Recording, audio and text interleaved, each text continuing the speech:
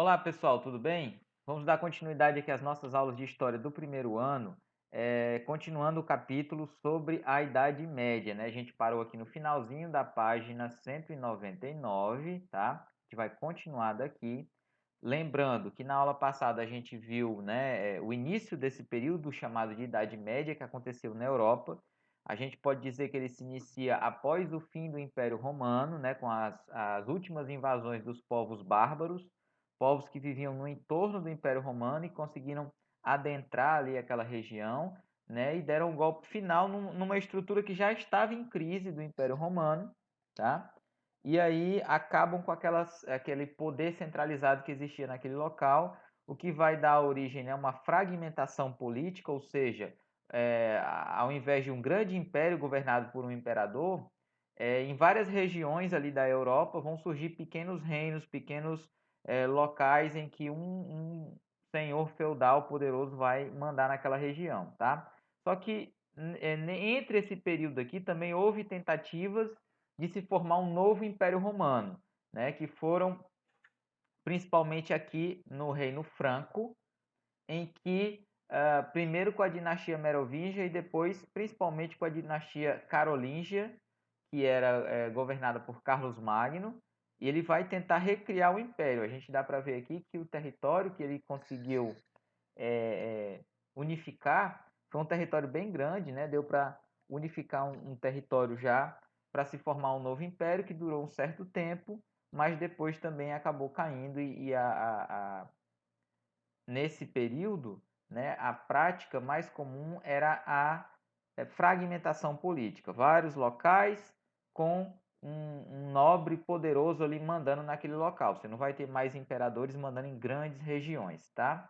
Então a gente viu isso na aula passada e só faltou a gente terminar aqui a crise desse Império Carolíngio que fez ele acabar, tá?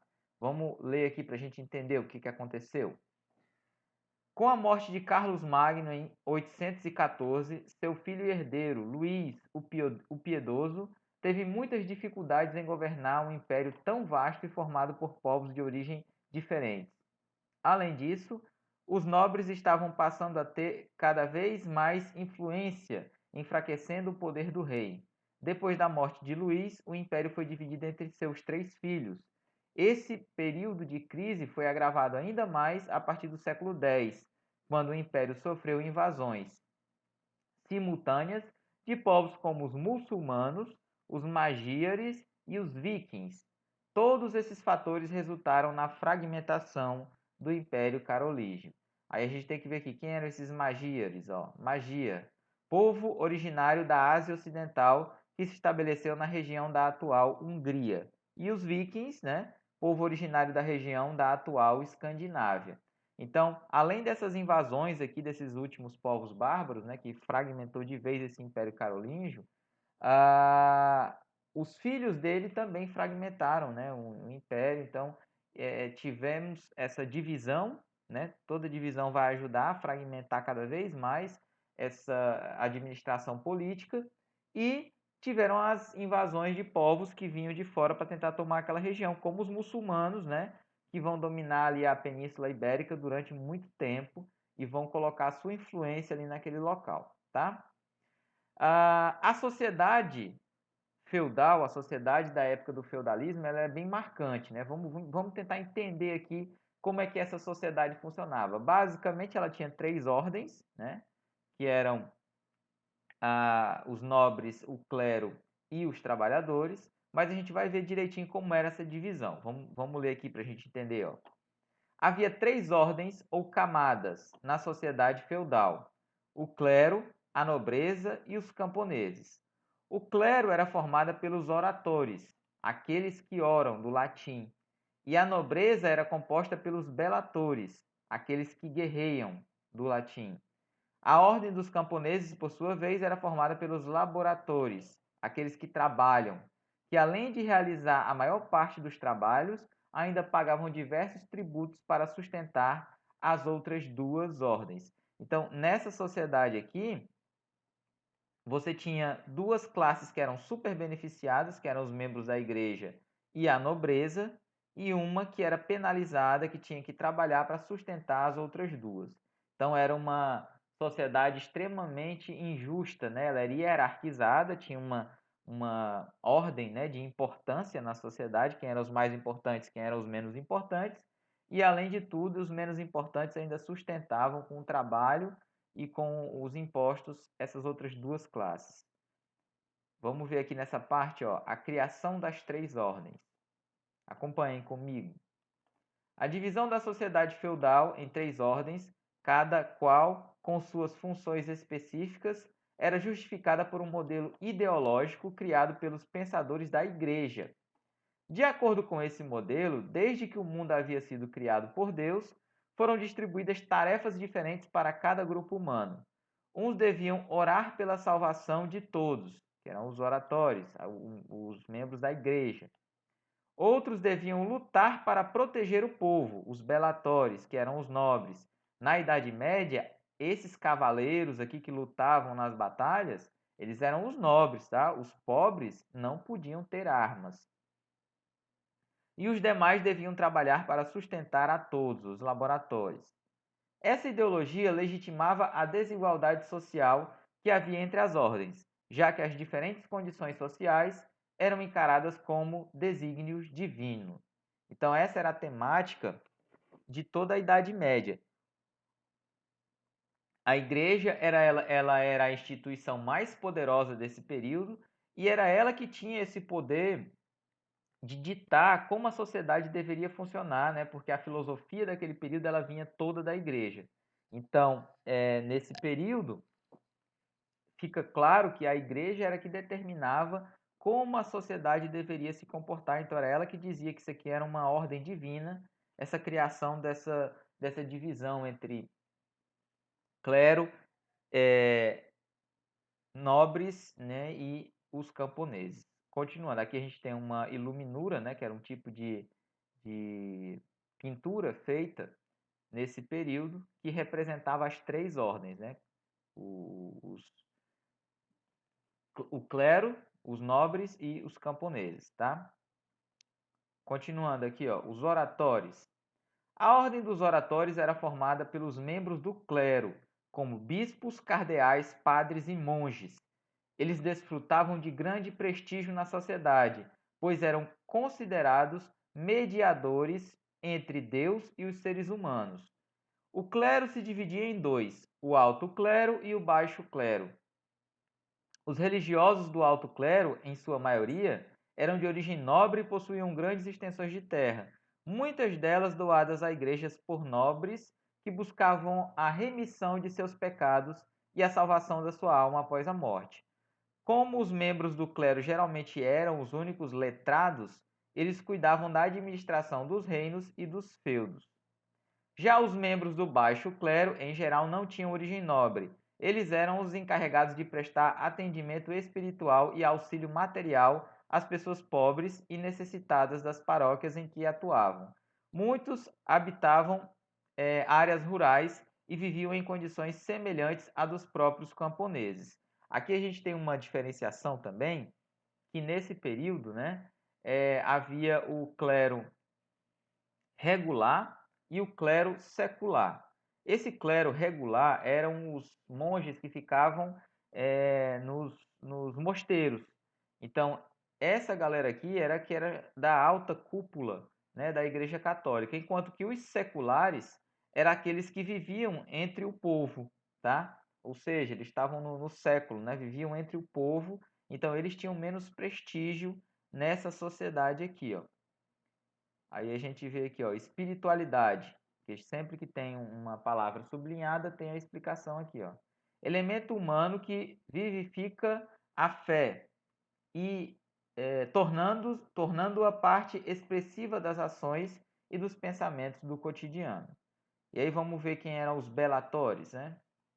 A ordem dos belatores era formada pelos membros da nobreza, como reis, condes, marqueses e duques, que constituíam um grupo dirigente e guerreiro da sociedade, além de possuírem grande poder político e econômico. As principais funções dessa ordem estavam relacionadas à guerra e aos conflitos internos e externos.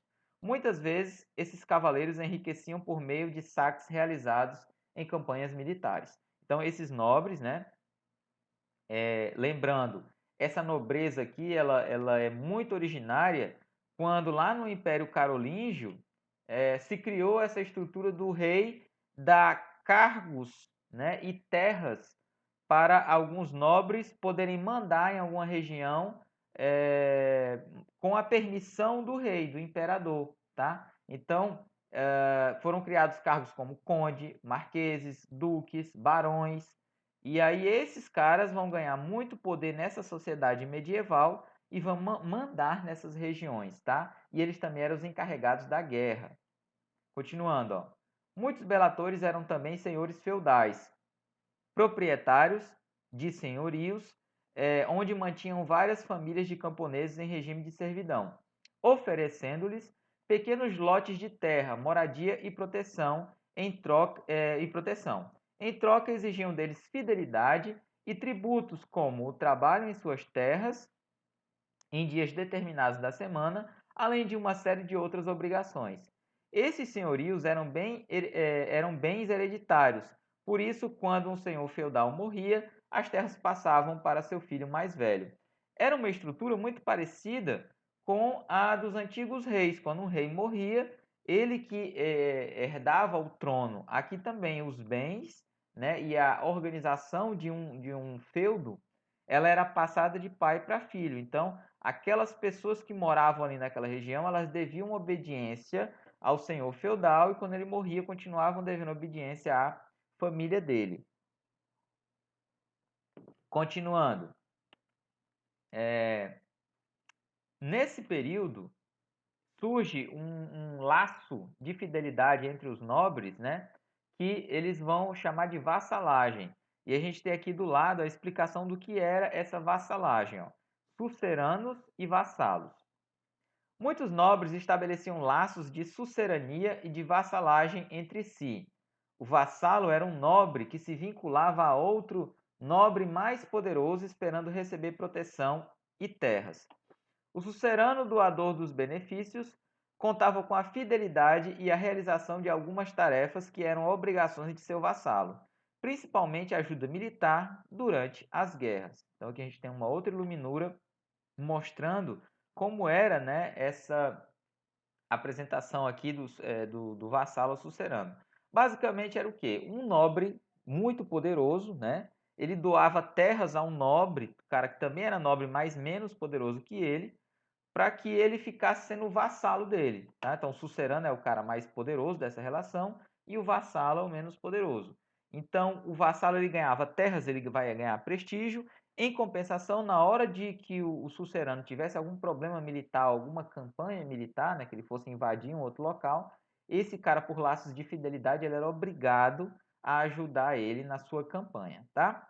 Então, essa questão da vassalagem, sucerano e vassalo, era uma relação entre nobres, tá? Ela não existia entre o nobre e o camponês. Continuando. Os laboratórios. A ordem dos laboratórios formava o grupo mais numeroso da sociedade e era composta basicamente de camponeses. Muitos desses camponeses eram servos que podiam usar parte das terras do senhorio e em troca deviam se dedicar às atividades como o cultivo da terra do senhor feudal e outros trabalhos manuais. Os servos não possuíam liberdade plena, pois estavam ligados à terra e às obrigações para o senhor feudal, assim como seus filhos e netos. Então isso aqui é algo interessante, ó. No fim do Império Romano, acaba a escravidão por dívidas, mas ainda vai existir a escravidão, principalmente de povos que eram dominados pelo Império Romano, né, e eram levados para trabalhar como escravos em Roma, ok? Só que com o fim do Império Romano, né, essa questão da escravidão ela vai meio que acabar, porque você não vai ter mais um império ali utilizando esse serviço da escravidão, né, essa coisa da escravidão. E em compensação, esses escravos, esses ex-escravos, eles vão começar a se mesclar na sociedade com os camponeses mais pobres e que vão dar origem a esses servos, tá? Esses servos, o status dele é muito complicado de se definir porque eles nem eram escravos, né? Não eram algo que pertencia a uma pessoa, né? Que é essa definição de escravidão. A escravidão é quando uma pessoa pertence a outra, né?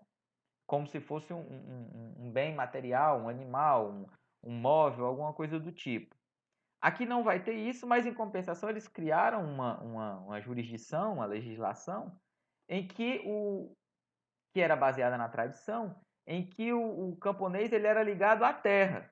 Então, por exemplo, ele não podia deixar aquela terra ali que o senhor feudal mandava. Não deixava de ser uma amenização de uma escravidão, tá? Não era uma escravidão total, como era antigamente, né? Como era antes, no período anterior do Império Romano, mas de certa forma era sim também ainda uma forma de prender o trabalhador ali naquela situação. Continuando, ó. Os servos não possuíam liberdade plena, pois estavam ligados à terra e às obrigações com o senhor feudal, assim como seus filhos e netos. Apesar de serem obrigados a permanecer no feudo por toda a vida, eles não eram considerados escravos, portanto não podiam ser vendidos. Os servos deviam uma série de obrigações ao senhor feudal. As principais eram a talha, entrega de metade da produção que eles faziam lá no feudo para o senhor feudal, a corvéia, trabalho nas terras do senhor em determinados dias, e a banalidade, imposto sobre a utilização de moinhos, fornos e outros equipamentos do feudo. Então aqui a gente tira que esses caras aqui sofriam demais, porque trabalhavam todos os dias da semana para poder pagar os impostos, os tributos que o senhor feudal cobrava, e ficavam com muito pouco para eles. Então essa estrutura mantinha que a relação dessa sociedade de uma completa, né, a questão social deles não havia mobilidade, né, uma completa estagnação social. Então, ou seja, o cara nascia camponês, não havia a mínima possibilidade dele mudar de classe social. Ele ia continuar camponês para o resto da vida, nobres também do mesmo jeito e o clero também, tá? Aqui a gente tem, né, alguns desenhos da época representando o trabalho dos camponeses. Continuando, aqui a gente tem nessas páginas um desenho de como eram os castelos medievais, né, que protegiam ali a residência do senhor feudal. A gente vai passar aqui porque vocês vão conferir no livro, né, a imagem, tem explicando bem direitinho o que era cada setor e como é que funcionava essa questão da proteção do feudo, tá? A gente vai pular direto aqui para a página onde tem o Sacro Império Romano Germânico. Vamos ler aqui o que aconteceu nesse período na Idade Média. Com a morte do imperador Luís o Piedoso, né, lá do Império Carolíngio, foi repartido entre seus três. O Império Carolíngio foi repartido entre seus três filhos. De acordo com o Tratado de Verdun, a divisão se deu da seguinte maneira: a Lotaríngia foi herdada por Lotário I. A França Ocidental ficou com Carlos, o Calvo, e a França Oriental foi transmitida a Luís, o Germânico. Isso aqui era extremamente comum se dar, né, apelidos para os reis, baseado em alguma coisa marcante da personalidade dele, tá? Então eles colocavam, né, ó, o piedoso, o germânico, o calvo, alguma coisa da personalidade do cara era colocado como um sinônimo dele, tá? Continuando. Com essa divisão, houve um enfraquecimento do poder real e um aumento do poder local, exercido pelos nobres, situação que levou ao fim da dinastia carolíngia. Aproveitando-se dessa situação, alguns nobres da França Oriental formaram um reino germânico nessa região, tá? Então é aqui, ó, a região onde tinha, né, o Império Carolíngio, né, numa parte dele vai ser formado o Império Germânico com essa fragmentação política causada pelo fim do Império Carolíngio. Continuando, ó. Na primeira metade do século X, o rei germânico Otto I iniciou um processo de centralização política que limitou o poder dos nobres, além de realizar conquistas militares que expandiram o território do reino. Otto I ofereceu proteção à igreja e recebeu o apoio do Papa. Em 962, depois de defender o papado contra as pretensões dos bizantinos, lembrando que a igreja também passou por uma divisão, né? Então a Igreja Católica Apostólica Romana com a sede em Roma, ela se dividiu da igreja que tinha a sede no Império Bizantino, que vai se tornar a Igreja Ortodoxa, tá? Continuando, ó, as pretensões dos bizantinos na região. Otto I foi coroado imperador pelo Papa João XII. O nome Sacro Império Romano Germânico só foi utilizado a partir do século XII e indicava o caráter sagrado do império, além da herança romana. Roma foi capital do império por alguns anos, e do importante papel dos germânicos na instituição imperial. Então, os germânicos também, né, os herdeiros, né, de povos bárbaros que entraram aqui já, que mesclados com antigos descendentes do Império Romano, tentaram também recriar aqui um império, uma tentativa de recriar um Império Romano, tá?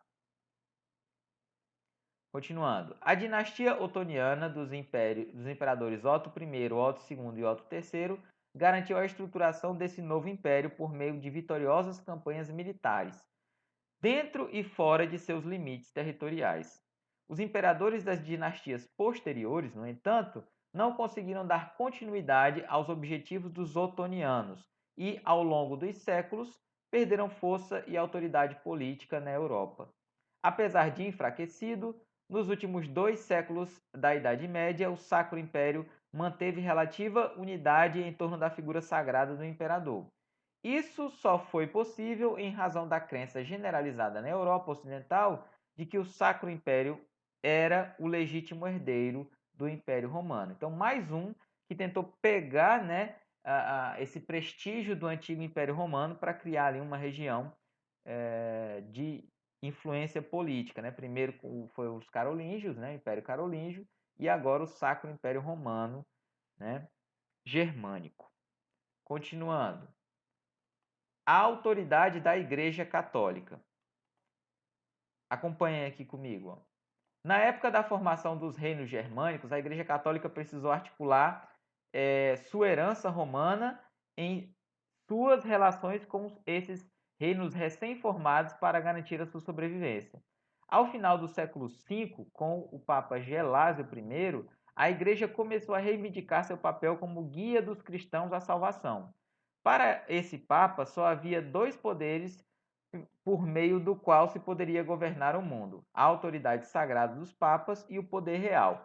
Galera, isso aqui é importantíssimo a gente entender que a Igreja Católica ela é uma das instituições mais antigas, né, da história da humanidade. Ela surge ainda dentro do Império Romano. Tá? A gente tem que entender que Cristo, né, a figura histórica de Cristo, ela surge durante o Império Romano. Ele é perseguido, né, e executado durante o Império Romano. E o Império Romano ele é tão longo que depois de alguns séculos essa perseguição a Cristo ela acaba se tornando como a religião, né, que depois vai ser espalhada pelos seguidores de Cristo, pelo império, ela se torna tão grande que esse império ele adere a essa religião e torna ela oficial como a religião do império. E com o passar dos séculos, a Igreja Católica ela acaba pegando muito da estrutura que existia, estrutura administrativa que existia no Império Romano, ela passa para a sua organização e ela vai repassando essa estrutura de Roma para os outros reinos do qual ela vai ter contato com o tempo.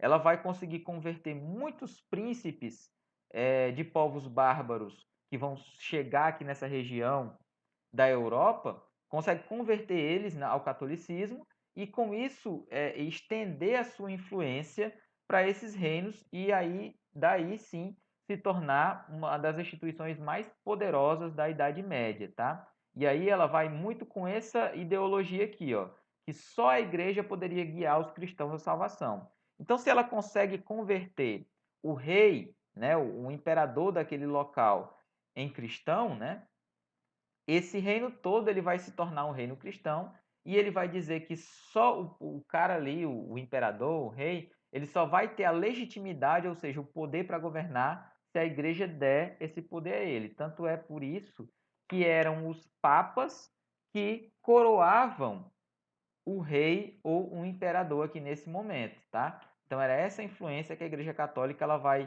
estender e ela vai aumentar muito nesse período esse poder que ele tinha sobre os governantes. Ó. Continuem aqui comigo. Assim, desde o século VI até o final do século VIII, os papas procuraram valorizar a harmonia e a colaboração entre igreja e poderes temporais, que eram os reinos e impérios. Desse modo, o relacionamento entre a Igreja Católica e o Reino Franco se intensificou, o que beneficiou ambos os lados, pois as conquistas feitas pela dinastia dos Carolíngios, o cristianismo se expandiu por toda a Europa, aumentando a área de influência e autoridade da Igreja. Então, era uma relação, né, de que ambos ganhavam com isso, né? A Igreja ela ia aumentando cada vez mais, né, a influência dela devido a essa expansão desses impérios. Por exemplo, o Reino Franco, né, ele tomou vários locais e aumentou cada vez mais o império. Então, cada vez que tinha mais terra, mais gente e mais gente poderia ser convertida ao cristianismo, tá? Continuando aqui, ó. A consolidação da autoridade eclesiástica, ou seja, da igreja. No século XI, desculpem, a igreja passou por uma profunda reforma interna, que ficou conhecida como Reforma Gregoriana, já que o Papa Gregório VII foi o condutor dessas mudanças. A reforma foi formalizada na Bula Papal de 1075, chamada Dictatus Papae. Essa reforma foi uma resposta às frequentes intervenções dos imperadores em assuntos eclesiásticos, pondo fim à questão das investiduras e iniciando a atuação da igreja como autoridade máxima da cristandade. Toda vida que tem essas palavras aqui sublinhadas, a gente tem que ver aqui como é que se diz? O conceito, o que significa, tá? Então vamos lá. Cristandade, que ele fala aqui, ó. A autoridade máxima de toda a cristandade. Que lugar é esse, a cristandade, ó? Conjunto de territórios cristãos do Ocidente Europeu. Refere-se também à identidade coletiva desses povos, construída pelo relacionamento com o outro, representado pelos muçulmanos e bizantinos. Então, basicamente, galera, nesse período não existia essa divisão em continentes que a gente tem hoje no mundo. Europa, América, Ásia, África, Oceania. Você não tinha essa divisão. Então, o que tinha aqui eram vários reinos nessa região aqui da Europa ocidental, que a gente conhece hoje, e que esse conjunto deles, que todos que estavam convertidos ao cristianismo, eram chamados de cristandade. Num determinado período da Idade Média, como quase todos eles eram reinos cristãos, você podia chamar tudo aquilo dali de cristandade, menos alguns que eram dominados pelos muçulmanos, como a Península Ibérica, né? Espanha e Portugal, que durante alguns séculos ali foi dominada pelos muçulmanos, tá? E a investidura, que ele fala aqui, ó, pondo fim à questão das investiduras e iniciando a atuação da igreja como autoridade máxima. O que eram investiduras? Prática do imperador de atribuir cargos da igreja a seus partidários. Isso aqui era extremamente comum, né? Então, o rei, em muitos locais, ele também era o líder da igreja católica. Então, ele pegava e dava um cargo dentro da igreja católica para algum conhecido, algum amigo, né? Alguém que era beneficiário do rei. Só que isso não agradava, né, a alta cúpula da igreja que queria o fim dessa estrutura aqui, tá? Continuando. Aqui, ó, nesse parágrafo. A autoridade do Papa era considerada pelos membros da igreja superior à do imperador do Sacro Império Romano Germânico e de todos os outros chefes temporais da cristandade. No século XII, a igreja era a maior proprietária de terras do Ocidente, tendo assim enorme poder religioso, político e econômico. No começo do século XIII, com o pontificado de Inocêncio III, o papado e a igreja atingiram o auge do seu prestígio e autoridade, formando uma verdadeira monarquia papal na cristandade. Nesse período, os estados em formação e o Sacro Império eram vistos pelo papado e pelos pensadores que o defendiam como braços armados da igreja, ou seja, instrumentos que a protegiam. Essa relação entre a igreja e os poderes temporais, porém, foi se desgastando principalmente ao longo do século XIII e XIV. Então, A igreja ela vai se tornar a instituição mais poderosa durante a Idade Média, tá? E o local onde, por exemplo, a igreja ela ganhou aquele território que hoje é o Vaticano, né? Aquele local ali ele se tornou um principado em que era governado pela Igreja Católica. Então a Igreja Católica ela tinha muito poder, tá? E ainda contava com os líderes imperadores dos locais próximos ali, que todos se converteram ao cristianismo, como os braços armados da igreja, né? Ou seja, defendiam a igreja de tudo que pudesse atacá-la, tá? Nesse período, né, que vai surgir algo muito interessante, justamente por causa disso. A igreja, ela começou a determinar que ela tinha poder, por exemplo, para julgar as pessoas, tá? A gente vai ver aqui o que ela criou, e também que muitos territórios, né, seriam direitos divinos da Igreja Católica. Então isso vai gerar uma série de consequências. Primeiro vamos ver aqui o que foi essa Inquisição, ó. Criada no começo do século XIII, a Inquisição foi uma instituição ligada diretamente à Igreja Católica e tinha como objetivo vigiar, investigar, interrogar, julgar e punir todas as pessoas ou grupos que não seguissem as doutrinas estabelecidas pelo catolicismo. A Inquisição representou a consolidação do poder da Igreja no final da Idade Média. Basicamente, galera, o que era essa Inquisição? Ela era uma instituição criada pela Igreja em que ela julgava todo mundo que era considerado herege. O herege era o cara que era contrário a algum dogma da igreja, tá?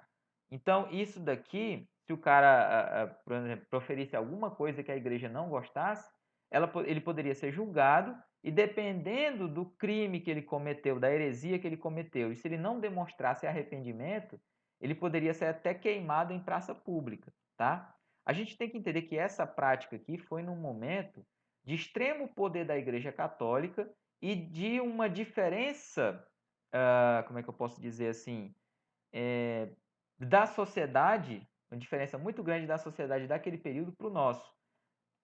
Punições desse tipo aqui eram extremamente comuns no mundo antigo, né? Quando alguém cometia algum crime, alguma coisa que era considerada algo ruim, a execução ela era algo extremamente comum, tá? Então a gente fica assim chocado de saber que a igreja colocava pessoas, né, numa praça pública e tacava fogo nelas, mas a sociedade daquela época ela não achava isso algo extremamente bizarro, entendeu? Então era comum execuções públicas desde a Idade Antiga, tá? Elas aconteciam de maneiras diversas. A gente tem que ver que Cristo ele foi crucificado e a crucificação ela era uma maneira de execução do Império Romano, era uma punição do Império Romano, tá? Então a arma pelo qual Cristo foi executado hoje se tornou um símbolo de uma religião, né? Que é a cruz. Mas na verdade a cruz ela era um instrumento de tortura, né? As pessoas eram colocadas no deserto para morrer.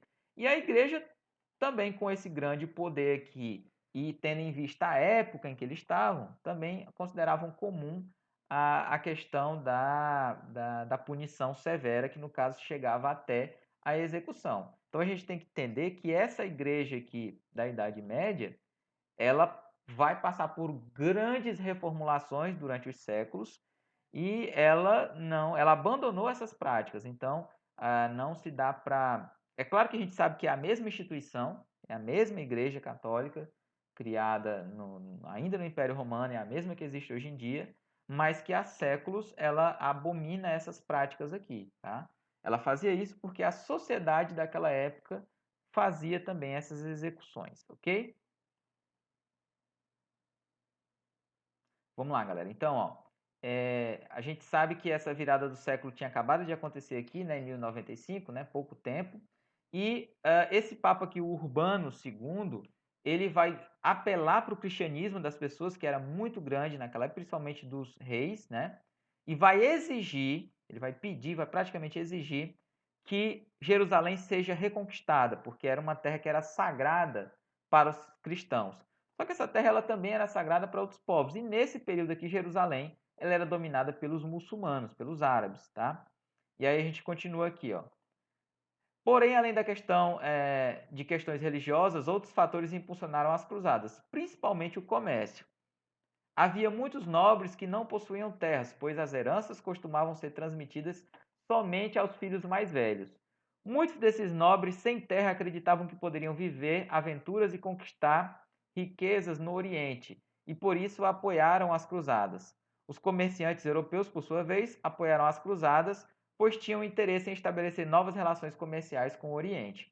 A gente tem que entender que nesse período, grande parte do comércio dessa região ela era feita trazendo produtos da Ásia para a Europa.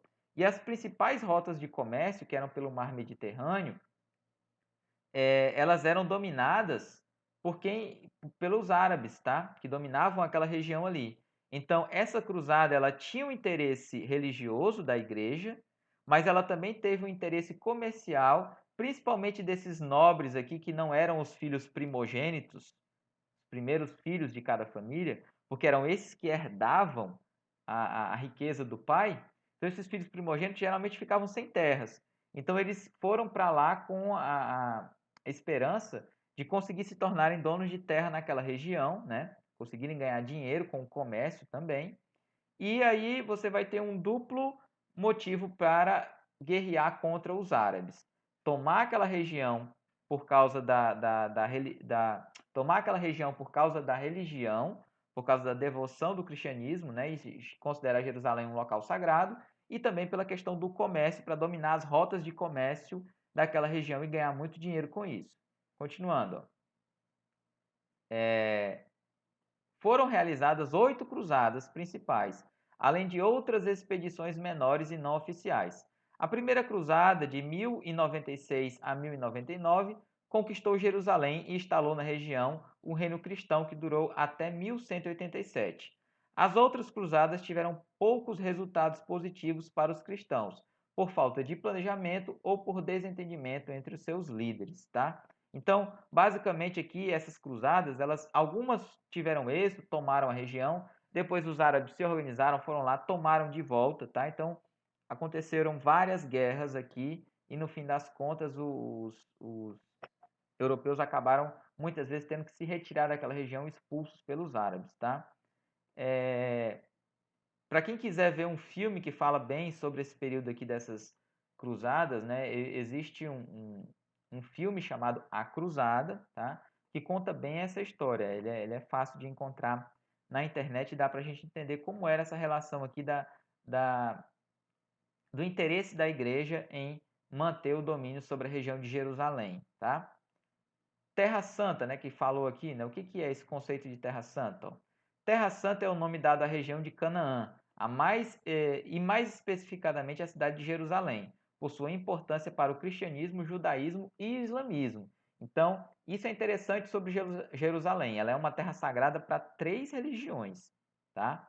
E que durante o período em que ela foi dominada pelos islâmicos, né, pelos árabes, eles permitiam a peregrinação tanto de judeus como de cristãos, sendo que em outras épocas essa peregrinação de outros povos não era permitida, tá? Continuando. O Ocidente após essas guerras cruzadas. Continuando aqui, ó. Mesmo não alcançando o sucesso esperado por seus defensores, as cruzadas tiveram consequências importantes na sociedade medieval. Do ponto de vista religioso, as cruzadas provocaram um distanciamento cada vez maior entre a Igreja Católica Romana e a Igreja Ortodoxa Bizantina. As cruzadas também marcaram um momento de mudança na doutrina católica, pois a Igreja, que antes recriminava qualquer tipo de violência, né, nos 2 primeiros séculos do cristianismo, passou a sacralizar as guerras feitas em nome de Deus. Então, aqui ele deixa bem claro: a igreja, quando ela é criada, no início, pelos seguidores de Cristo, quem passava a sua ideia, ela abominava essa questão da violência. Só que com o passar dos séculos, a criação da Igreja Católica e aquela estrutura de Império Romano, né, essas guerras elas vão ser, né, sacralizadas, ou seja, vão dizer que se você fizer uma guerra, não importa se você vai estar matando ali milhares de pessoas, desde que essa guerra seja em nome de Deus, ou seja, em nome da Igreja Católica. Então foi uma filosofia criada para a Igreja para justificar os massacres que os cristãos realizavam em vários locais com essas guerras cruzadas, tá? Continuando. Na esfera econômica, algumas cidades como Veneza e Gênova enriqueceram graças à comercialização com mercados orientais e ao grande fluxo de pessoas nessas cidades. A nobreza guerreira empobreceu em razão dos grandes gastos com expedições, favorecendo a centralização do poder nas mãos dos reis e o fortalecimento da burguesia.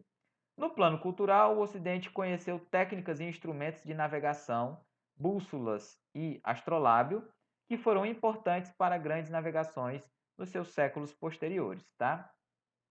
Nesse período aqui da Idade Média, a gente vai ter também um aumento da produção agrícola, que foi muito importante aqui nesse período, tá? No final da Idade Média, ó.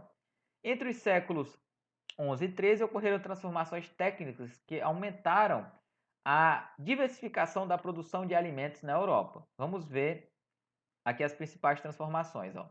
O aumento das áreas cultivadas, a utilização de ferramentas mais eficientes, né, ó. O arado romano, que penetrava superficialmente o solo, foi substituído pela charrua, um arado munido de uma lâmina de metal que podia revolver mais profundamente o solo. Isso tornou possível sulcar, né, que é fazer aqueles buracos, né, e sair arrastando para depois semear a terra mais rapidamente. Então você vai ter a utilização dos moinhos, né, para puxar água, a utilização dos cavalos, né, na produção agrícola. Então tudo isso vai fazer com que a produção de alimentos ela fosse aumentada nesse período, tá?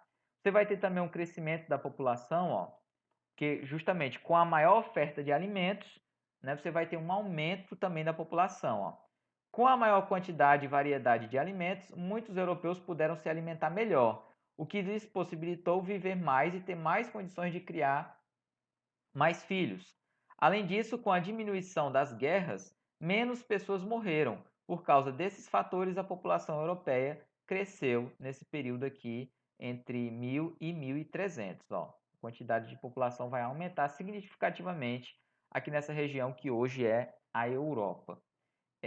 Vamos ver aqui, galera, as cidades da Europa medieval, né? As principais cidades. Ó. Acompanhem comigo. A Baixa Idade Média foi marcada pelo aumento da produção agrícola em decorrência das melhorias técnicas e pelo crescimento populacional no campo das cidades. A gente tem que lembrar que a Alta Idade Média era o período que a Idade Média foi mais forte. A Baixa Idade Média é quando ela começa já a se modificar para a formação da Idade Moderna. Então, uma das coisas que vai acontecer, maior produção agrícola, certo? E, consequentemente, maior um crescimento populacional, mais pessoas. E aí elas vão começar a viver mais em cidades. Ó. Além disso, a produção artesanal, geralmente realizada por citadinos, o que é citadinos? Habitantes da cidade.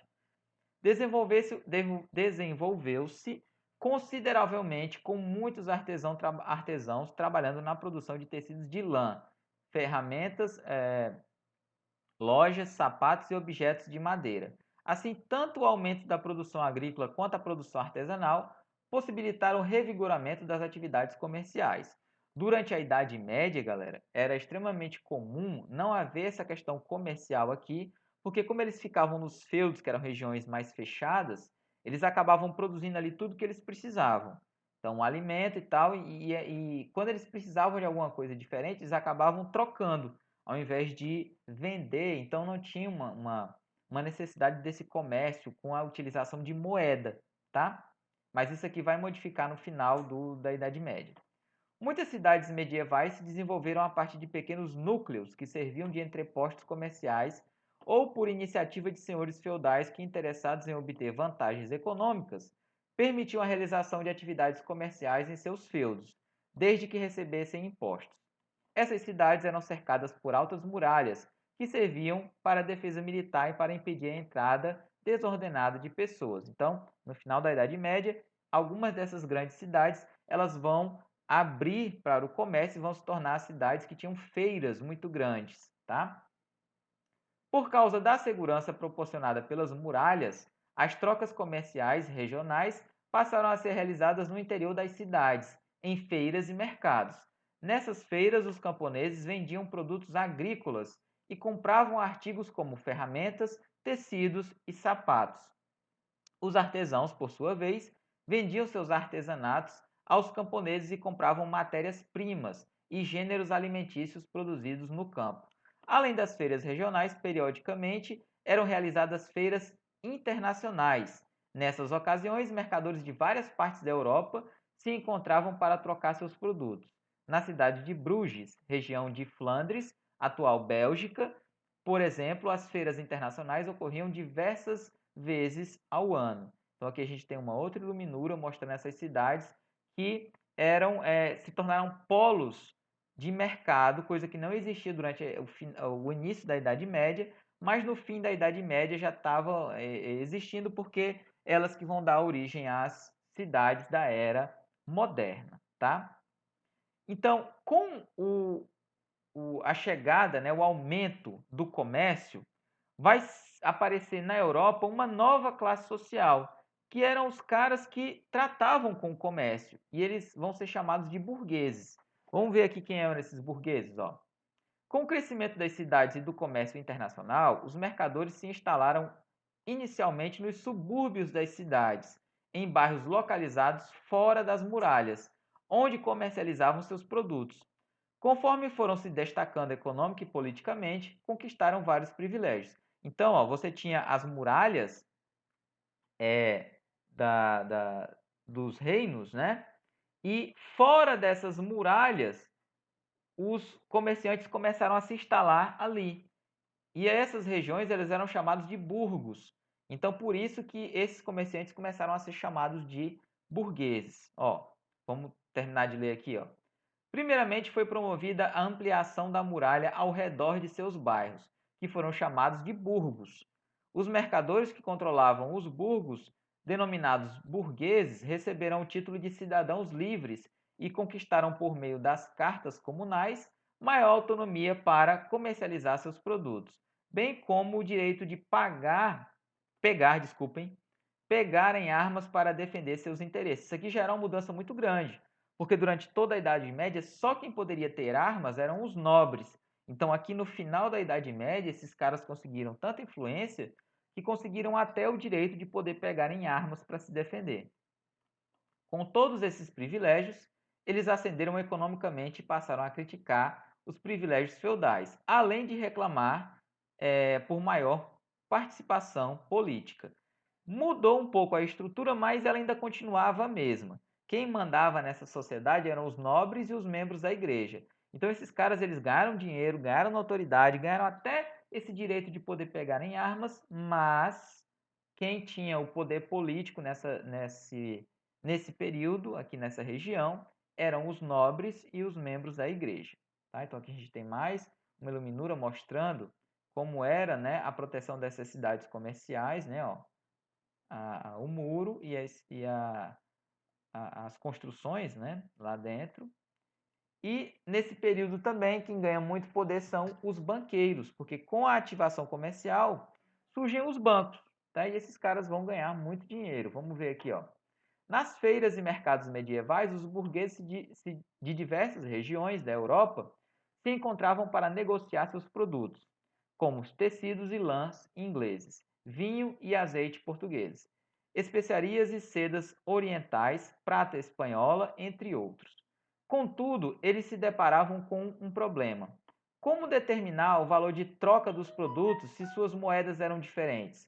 Para resolver esse problema, surgiram os banqueiros. Vamos ler o texto a seguir, ó.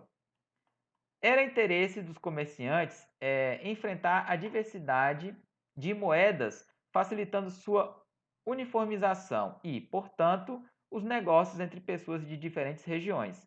Assim, alguns mercadores passaram a dedicar-se ao câmbio, câmbio que significa trocar, ficando conhecidos por banqueiros, pois as diversas moedas a serem trocadas ficavam expostas em bancas, como outra mercadoria qualquer.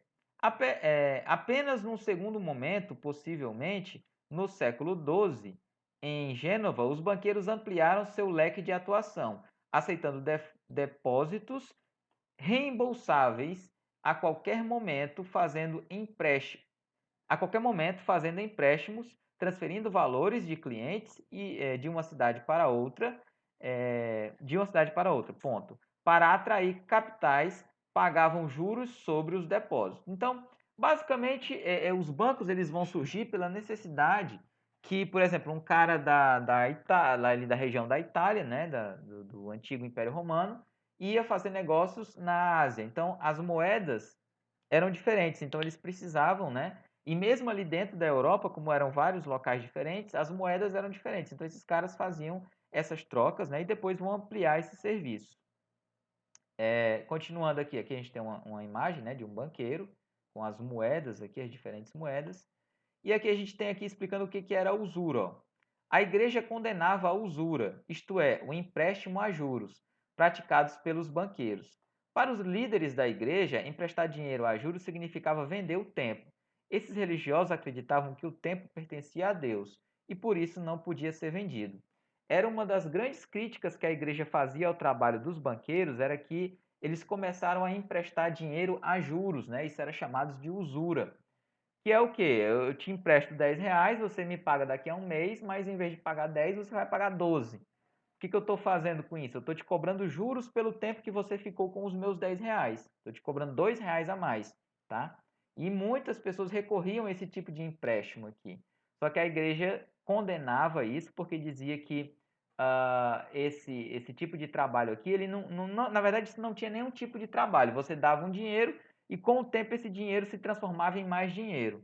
Então ela dizia que isso não era igual a um trabalho, por exemplo, de um carpinteiro que pegava a madeira e transformava a madeira numa cadeira e aí podia cobrar um dinheiro por ela, porque ele estava transformando algo. Aqui, nada era transformado, a única coisa que era vendida era o tempo. E na filosofia deles, o tempo pertencia a Deus. Então, na visão deles, os banqueiros não poderiam fazer isso. Só que isso era mais uma das coisas em que a igreja acabou se enrolando com o tempo, porque depois de algum tempo vendo o lucro que esses caras tinham aqui, muitos membros da alta cúpula da igreja, eles mesmos faziam a usura, faziam um empréstimo de dinheiro a juros e ganhavam muito dinheiro com isso, tá? Então, até inclusive isso aqui foi um dos grandes motivos pela reforma protestante que vai acontecer no século XVI, que era um dos motivos pelo qual os reformadores, né, o Calvino e o Lutero, eles brigavam muito porque a igreja estava muito corrupta, pregando algo na teoria, mas na prática fazendo completamente diferente. Galera, é o seguinte, ó, aqui a gente tem mais uma aula sobre esse período da Idade Média. A gente está terminando aqui esse conteúdo, tá? Na próxima aula a gente vai continuar aqui a partir dessa página, deixa eu ver, na página 211, tá? E eu quero que vocês estudem esse capítulo também em casa e façam as atividades que a gente vai colocar lá no Google Sala de Aula, tá bom, pessoal? Então é isso, a aula de hoje foi essa e na próxima aula a gente se vê. Tchau, pessoal!